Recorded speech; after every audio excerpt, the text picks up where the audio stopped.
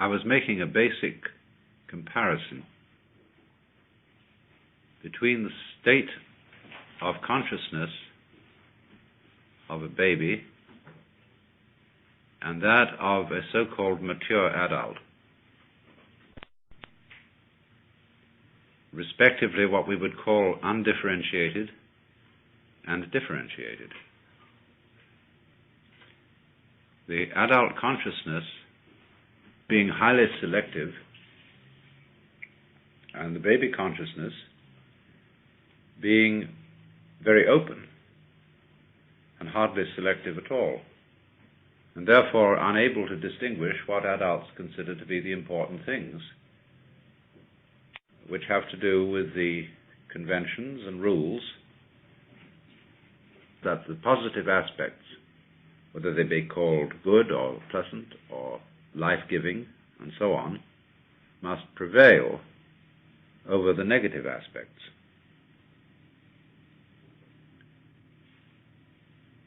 And I went on to show that this contrast between the two views of the world has another marked characteristic, that in the case of the baby who hasn't been trained or told about the difference between himself and all that is defined as other than himself, doesn't distinguish between voluntary behavior and involuntary occurrence. And, of course, we think this is a very fundamental defect. But if we go back, you see, to a principle that underlies the whole universe with a kind of mathematical exactitude, we see that if we reduce things to the situation of primal simplicity, and we have a primordial self and other situation, that is to say, two balls in space, there is absolutely no way of telling when they move which one of them is moving or which one is still. They must necessarily appear to move mutually. There's no point of reference except each other to determine which is moving and which is still. Now, everything that goes on in the universe is simply a complication of that principle, because the same thing holds true if you multiply the number of balls. You will see that that primordial principle, that all movement is mutual, still applies. And therefore, the baby's failure to distinguish between the voluntary and the involuntary, the I and the other, is in a way correct. Psychologists, psychoanalysts in particular, make a great deal of this contrast and consider that the baby's view is inferior to the adult's. And if an adult should acquire that view, in psychoanalysis this would be called regression. The point that is missed is that the two ways of looking at things need each other to balance out, and that one needs the baby's view as a basis for the adult view, because if you don't have it, you take the adult view too seriously, get completely carried away by it. And that would be analogous to a person who, in playing poker, loses his nerve because he doesn't realize it's only a game. And so he becomes a very bad player.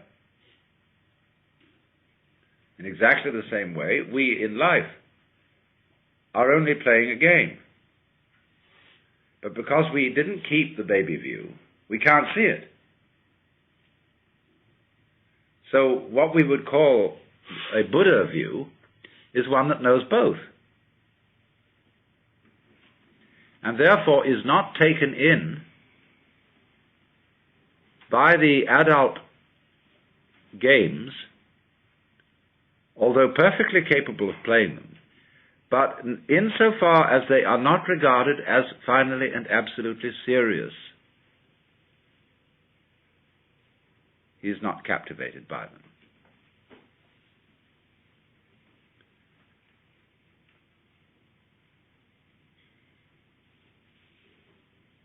Now, therefore, one asks the question, that sounds very interesting, but how do I recapture the baby point of view? And I showed that that was the wrong question, because it arises entirely and exclusively out of the adult point of view.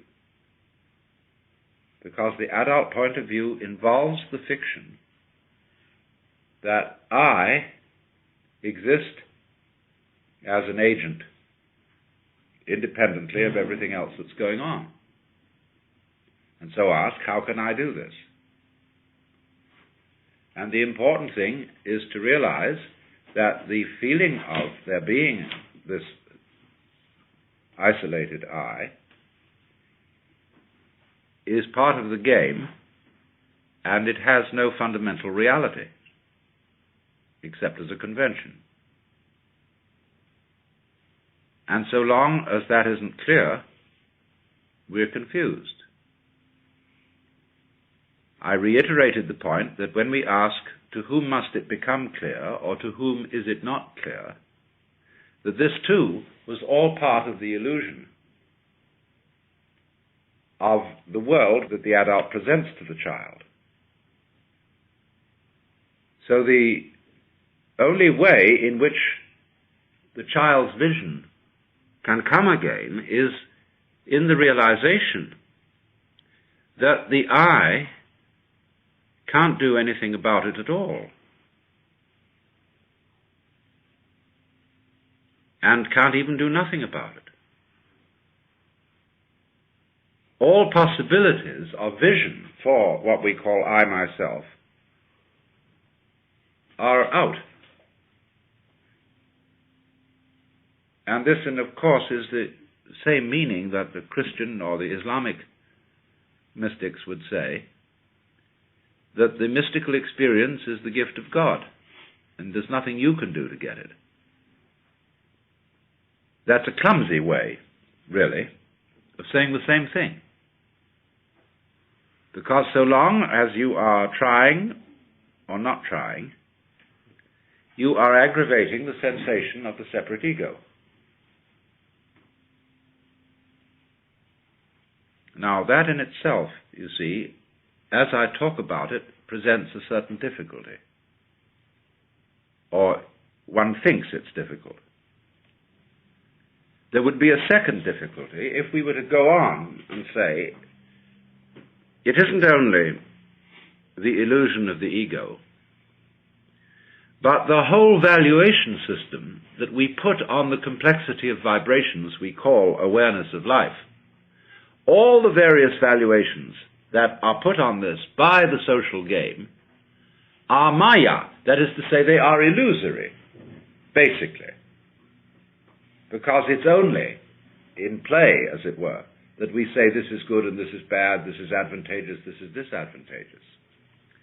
And so we would go on to say after this, but I cannot imagine anything more difficult than overcoming that hypnosis. I am so enchanted by this system that the idea of treating it as not really very serious seems to me unthinkable.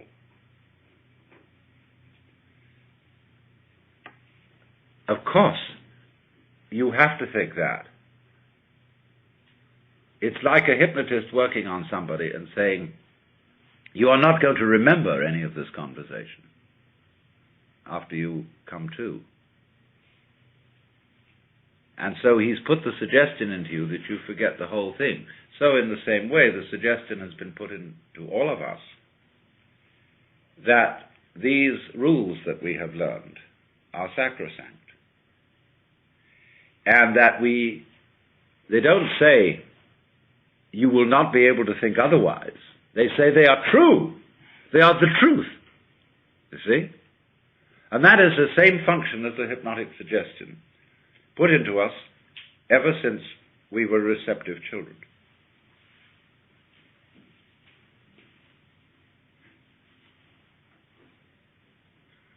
So now,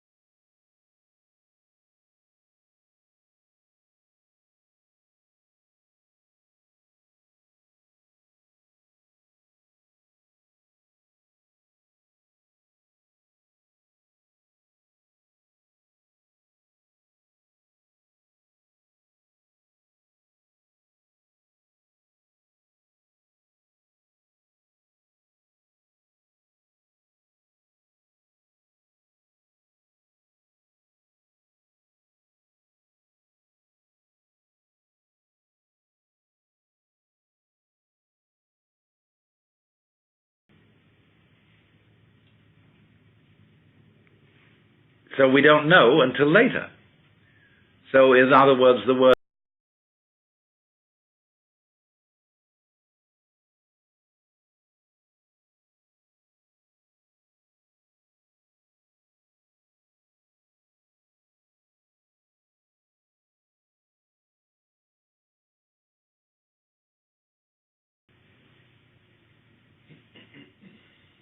so when you get the idea in your mind that the point of view I'm talking about is very difficult indeed to acquire, that idea is one you are putting there to stop yourself seeing the other point of view. And above all, you must not take that seriously. It is simply a method of postponing seeing the point now. So you have to see it now or never, because there is only now. If you say, well, tomorrow, the next day, maybe in another dozen lifetimes, I'll be ready, that means simply and solely, I don't want to be bothered with it now. I'm even not interested in it now, so I've got an excuse for putting it off. Which is fine, that's perfectly okay. You can put it off. There is no reason, there is no compulsion why you should come out of this illusion. That's why Oriental people do not tend, in the same way as Westerners, to be missionaries and saying it's very urgent that you be saved. It isn't, unless you say so. I mean, unless you are so disturbed by the suffering and the problem of suffering that you've got to find some sort of escape. But if you don't want to, you can stay there. It's okay, there's lots of time. And maybe you'll see through it when you die. at least in the moment of death, you will see that it was all a fake.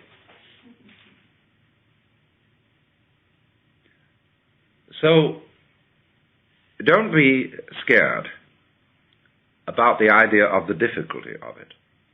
That's a red herring, and it's quite irrelevant. And I don't think that teachers should talk quite so much about this as they do. And saying, oh, this is going to take a long, long time and a lot of practice and many years. Maybe it will. Maybe it won't. But that's beside the point. Because it distracts. It's like telling somebody that this is a very difficult book to read, and it requires immense powers of concentration. Well, that immediately kills your interest in it. Instead of if I would say, well, now this is a most extraordinary book. It's so fascinating. I've been working on it for years, and every time I just get so involved I can't drop the thing. Huh? I mean, that's a far more encouraging attitude to a student than, well, it's going to be very difficult. Except to very, very self-hating students who somehow perversely enjoy suffering through it. I suppose that's, of course, a way too, but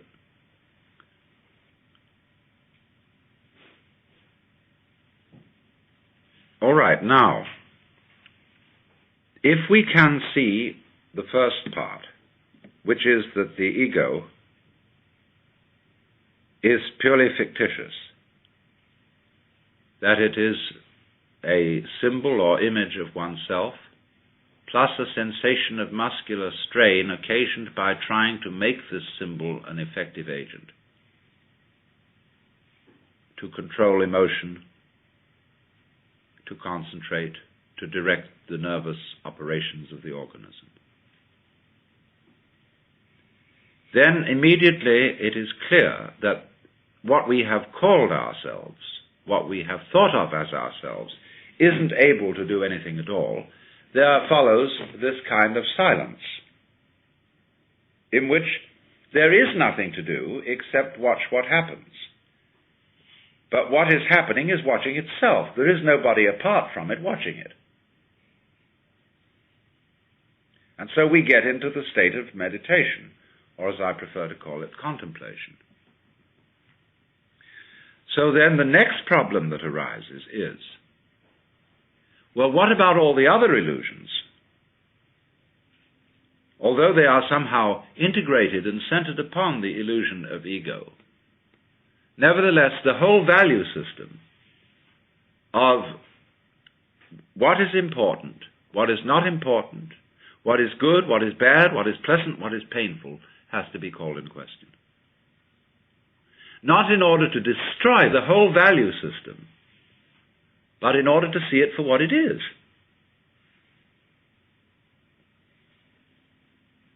And that's where we will object and say, well, surely that's a colossally difficult task because we are so long habituated to it. And we have been taught to believe that the longer we have been habituated to something, the more difficult it is to change it.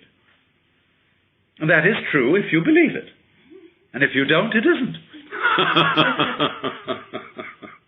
So that's why it's always emphasized, at any rate in Zen, that when anything is to be done, it should be done immediately, without thinking it over in advance. Act at once. And you'll find that characteristic of people trained in Zen. They always act immediately. They don't say, well, when should we do this sort of thing? They just do it. Because that doesn't build up. It gives no time for the building up of all this reflection of, well, I've done this way for a long time, and I really feel kind of draggy about doing it another way. Yeah, it's like some people eat the same thing every day. And the idea of suddenly eating something else seems absolutely weird. I remember when I used to have lunch in London, in the city of London. I used to go to their rather fancy sandwich bar. And there was a very square young man in a derby hat who ordered exactly the same lunch every day. It was fantastic.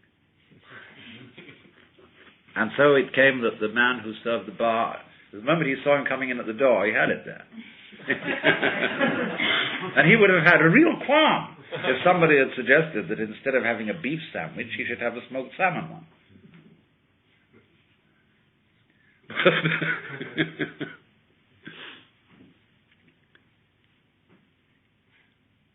Now then, we get to this. What we are aware of is a complex of vibrations. And we have been conditioned to call them graduatingly good, bad, pleasant, painful. Whereas, as a matter of fact, they are nothing but vibrations.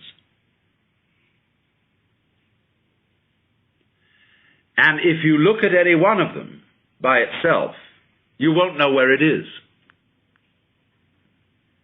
That is to say, if you only know red, you can't see that it's red. You can only know that this is red by contrast with yellow and green and blue and violet. So you don't know that a sound is loud unless you know soft sounds. Or you don't know that it's soft unless you know loud. And it is that comparison which gives us the feeling of the spectrum as being varied. Otherwise we wouldn't know.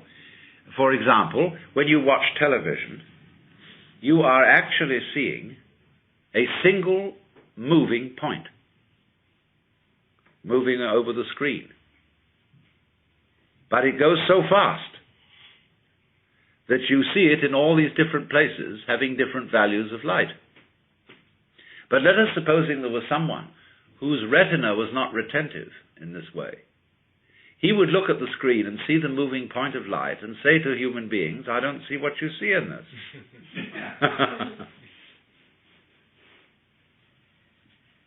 Now, can we,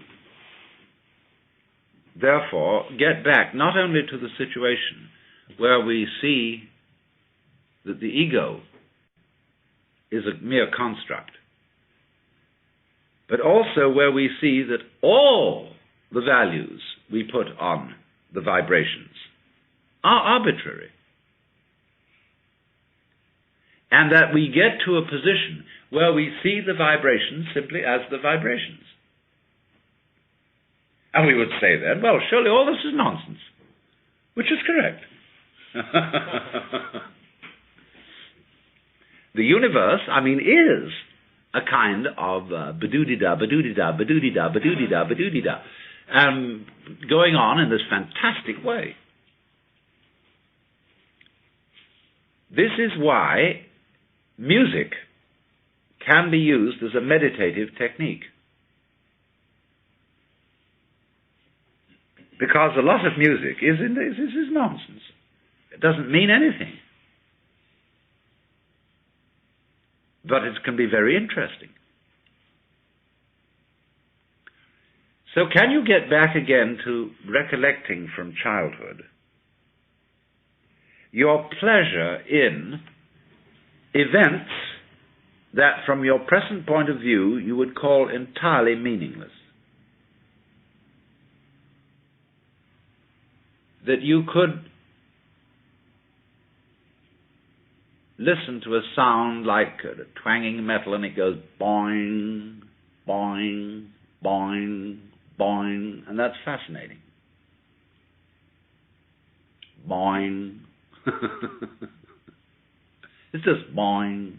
And that's all it is. See? Now if you can really get with boing, see? You can see the whole universe in boing. Really. Because every vibration that's possible implies all the others.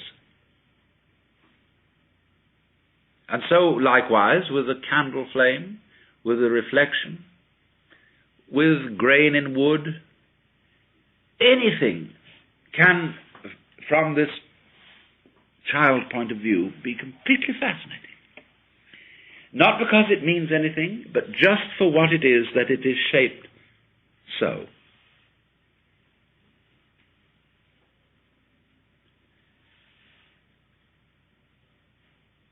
There was a joke in Punch some time ago, many years ago, I remember, of an army doctor interviewing a private.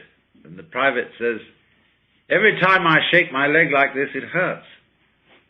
He said, "God damn it, don't shake it."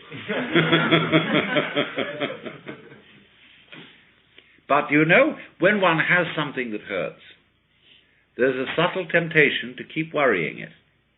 It's like if you have a filling out of a tooth, your tongue plays with the empty hole. And children will experiment with pain in this way. It's like a dare. Children are always playing the game of daring each other to do something forbidden, because the risk of disapproval involved, the calamity that may follow from it, it makes it so exciting. And why on earth do people challenge disaster the way they do, doing all sorts of wildly adventurous things? Because obviously that gives a taste, a quality to a vibration that is extremely interesting. Why, the craving for speed, so on. And it's only if you look very carefully at a vibration that you can see this point. That's why meditative exercises often involve a repetition process. Om, or saying a phrase, or doing an act like a mudra, over and over and over again. After a while it becomes meaningless. You can say your own name like the Sufis do, and go on and on and on and on and on, and finally it doesn't mean anything at all. It's just a noise. But it isn't just a noise, you see. The attitude of saying that something is just a noise or just a wiggle is an adult attitude. No wiggle to the child is just a wiggle. To the child, the elemental thing going on is blah, you know? I mean, it's just fantastic.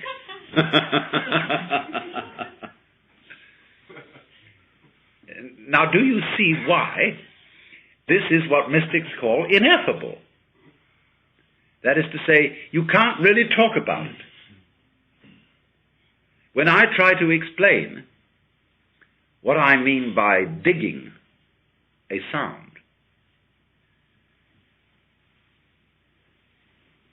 I suddenly realize that I'm not really saying anything.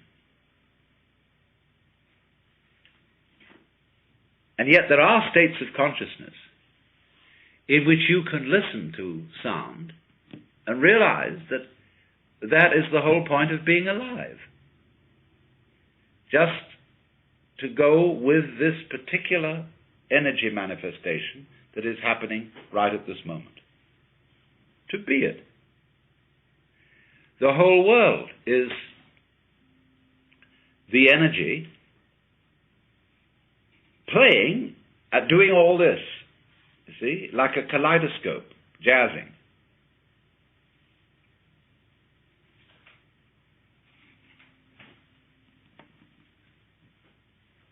So if you watch that, and watch it that way, you will be accused, of course, by those who are guardians of the game of doing something very dangerous. You're going completely crazy. I mean, the number of theological texts I've read which express in one way or another this horror of everything becoming meaningless. The meaningless life.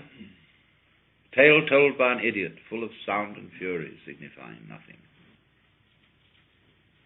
Those people, you see, have not dared to look at it. Now, there's another way of looking at it, of course, where in states of acute depression, people see it all as meaningless, but not really meaningless. They see it all as a conspiracy of horror.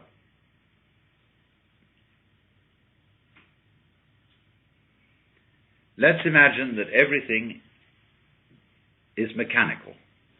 There are no living beings at all. There are a lot of beings that are such good computers that you can't tell the difference between them and what you thought were people. But everything going on is simply clockwork. And there's nobody home, although it puts on a convincing show that there is. So you get the feeling that the entire world is enameled tin, or patent leather, or plastic, and tasteless, hollow, vulgar, like a Wurlitzer jukebox.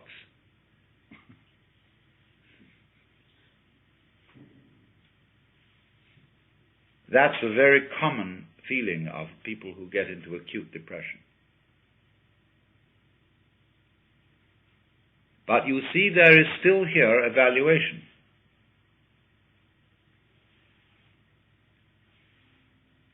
You are associating the world with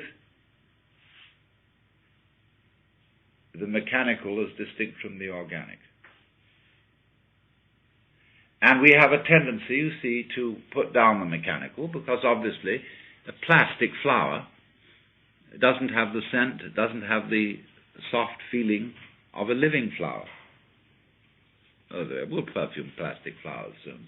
But you know what it'll do. It'll smell vaguely like soap, and it won't smell like a flower. So it'll be plastic smell.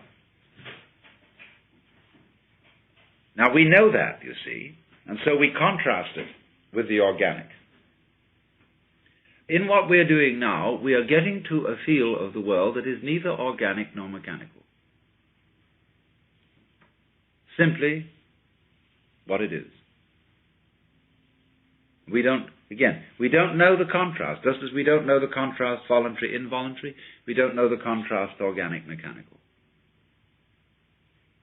It's neither. So we get to what the Buddhists call tathata, suchness. Tathata, based on the word tat, that, da. Fundamentally, da.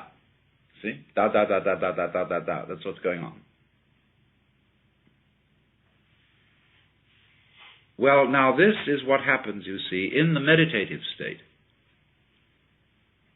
As you are in that, you see everything is da. Da. And you're not saying anymore, well, that doesn't amount to anything. Because you've learned that when people do take you to the place that does amount to something, eventually it all collapses. The price of being taken to the place seriously, you see, where it really does amount to something, this at last is the real thing. The price you pay for that, you see, is the horrors about its opposite. And to the degree that you take that seriously, okay, you pay the price of the horrors. Now that's, as a matter of fact, all. So I'm not saying that you shouldn't take it seriously. I mean, to be specific, you are tremendously in love with someone. And you plan how possibly you can get this person to return your love. And they do. And this is the great event. This is fantastic. But that in the background of your mind is the thought that what if this person should be killed or some terrible thing happen? That always lurks behind the triumph of getting it so, of this intense, gorgeous feeling. Now, if you know that this is in a way an illusion, you can allow yourself to take it quite seriously, but always having a Hintergedanke, a reservation, a thought way back. This is the game. And having that, as a matter of fact, you can take it seriously. You can allow yourself to get involved in life to the most ridiculous degree. Because you know it's all right. No, it's just these vibrations. And so, wowee, let's really get into it. That is why a person who might be enlightened, a bodhisattva, does not always present a kind of detached and indifferent attitude, but is perfectly free to allow emotions, attachments. Why, R.H. Blythe, who was a great Zen man, wrote me once and said, "How are you these days? As for me, I have abandoned Satori altogether, and am trying to become as deeply attached as I can to as many people and things as possible."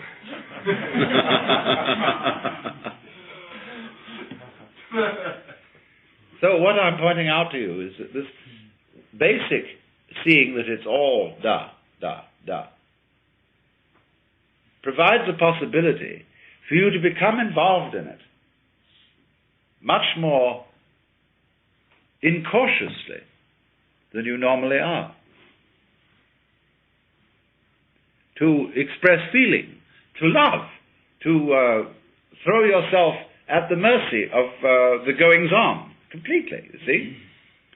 So that this very perception of the illusion makes it possible to live up the illusion. And so if someone, therefore, is always in his attitude to life detached and reserved, it indicates, you see, that there's still a primordial fear of getting involved.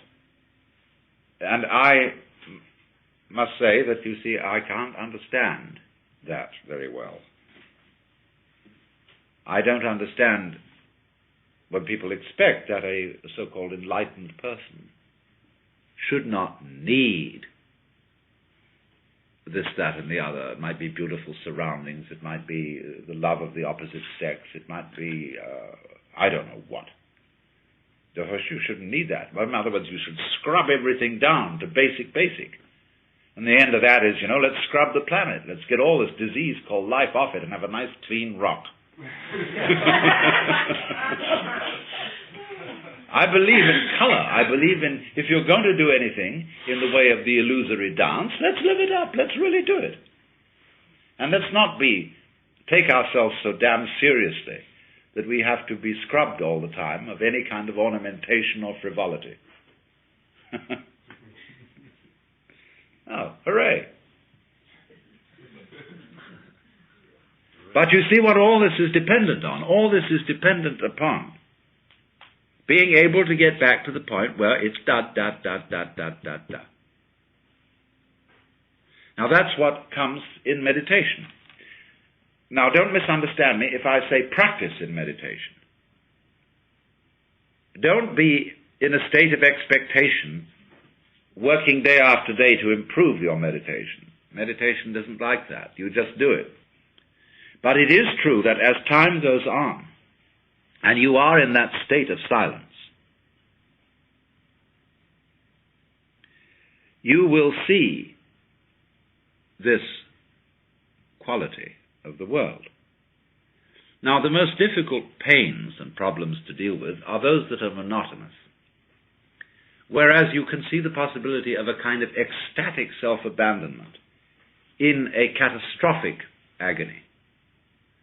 What really gets people down are those ones that drag on day after day after day after day, like having to lie with bed sores in a very uncomfortable situation, in traction or something of that kind, or just a perennial difficulty that drips like the water torture every day. Now this is the kind of situation in which meditation shows its value. That you are increasingly in a state of consciousness where the world is babbling. Every one of us has something, that we say we don't like to do. Washing dishes, doing accounts. But when you get into the meditation consciousness, you see that nothing is more important than anything else, or less important. There is no way of wasting time. Because what is time for except to be wasted?